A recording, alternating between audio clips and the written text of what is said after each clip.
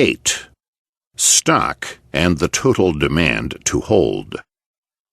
There is another way of treating supply and demand schedules which, for some problems of analysis, is more useful than the schedules presented earlier.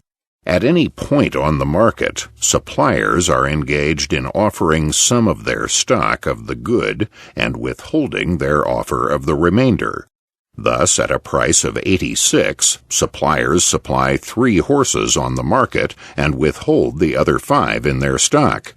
This withholding is caused by one of the factors mentioned as possible costs of the exchange. Either the direct use of the good, say the horse, has greater utility than the receipt of the fish in direct use, or else the horse could be exchanged for some other good, or, finally, the seller expects the final price to be higher so that he can profitably delay the sale.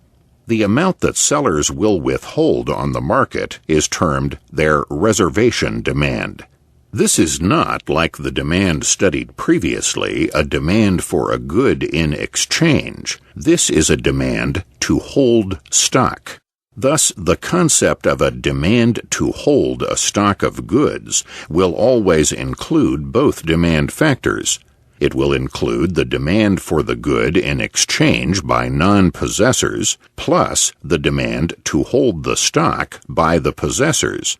The demand for the good in exchange is also a demand to hold, since, regardless of what the buyer intends to do with the good in the future, he must hold the good from the time it comes into his ownership and possession by means of exchange. We therefore arrive at the concept of a total demand to hold for a good, differing from the previous concept of exchange demand, although including the latter in addition to the reservation demand by the sellers.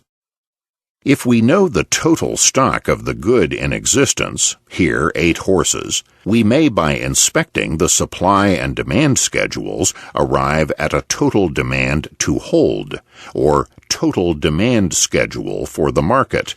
For example, at a price of 82, 9 horses are demanded by the buyers in exchange, and 8 minus 1 equals 7 horses are withheld by the sellers, that is, demanded to be held by the sellers. Therefore, the total demand to hold horses on the market is 9 plus 7 equals 16 horses. On the other hand, at the price of 97, no horses are withheld by sellers, whose reservation demand is therefore 0, while the demand by buyers is 2.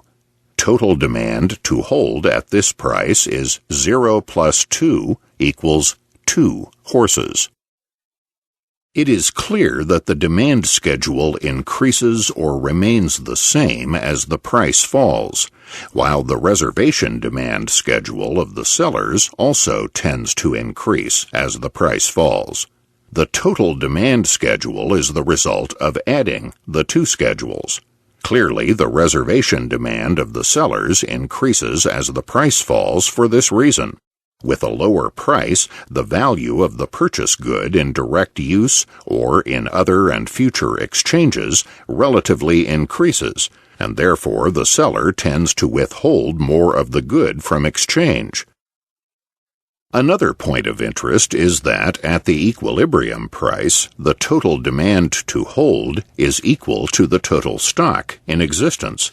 Thus, the equilibrium price not only equates the supply and demand on the market, it also equates the stock of a good to be held with the desire of people to hold it, buyers and sellers included.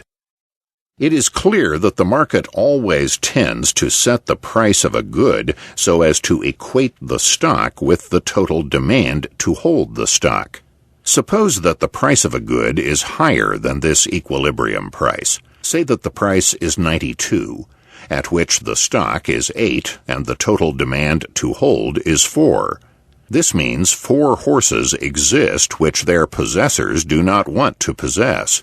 It is clear that someone must possess this stock, since all goods must be property, otherwise they would not be objects of human action. Since all the stock must at all times be possessed by someone, the fact that the stock is greater than total demand means that there is an imbalance in the economy, that some of the possessors are unhappy with their possession of the stock. They tend to lower the price in order to sell the stock, and the price falls until finally the stock is equated with the demand to hold. Conversely, suppose that the price is below equilibrium, say at 85, where 13 horses are demanded compared to a stock of 8. The bids of the eager non-possessors for the scarce stock push up the price until it reaches equilibrium. In cases where individuals correctly anticipate the equilibrium price, the speculative element will tend to render the total demand even more elastic and flatter. At a higher than equilibrium price, few will want to keep the stock. The buyers will demand very little, and the sellers will be eager to dispose of the good. On the other hand, at a lower price, the demand to hold will be far greater than the stock. Buyers will demand heavily, and sellers will be reluctant to sell their stock. The discrepancies between total demand and stock will be far greater, and the underbidding and overbidding will more quickly bring about the equilibrium price. We have seen that at the equilibrium price, the most capable or most urgent buyers made the exchanges with the most capable sellers. Here we see that the result of the exchange process is that the stock finally goes into the hands of the most capable possessors. We remember that in the sale of the 8 horses, the most capable buyers, X1 through X5, purchased from the most capable sellers of the good, Z1 through Z5. At the conclusion of the exchange, then, the possessors are X1 through X5, and the excluded sellers, Z6 through Z8. It is these individuals who finish by possessing the 8 horses, and these are the most capable possessors.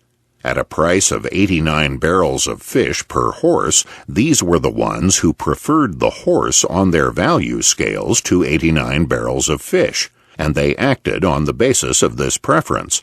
For 5 of the individuals, this meant exchanging their fish for a horse. For 3, it meant refusing to part with their horses for the fish. The other 9 individuals on the market were the less capable possessors, and they concluded by possessing the fish instead of the horse, even if they started by possessing horses. These were the ones who ranked 89 barrels of fish above 1 horse on their value scale. 5 of these were original possessors of horses who exchanged them for fish. 4 simply retained the fish without purchasing a horse.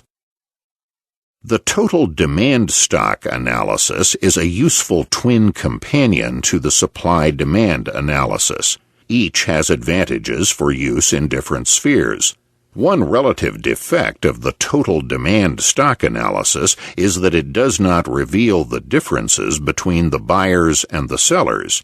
In considering total demand, it abstracts from actual exchanges, and therefore does not determine the quantity of exchanges. It reveals only the equilibrium price, without demonstrating the equilibrium quantity exchanged.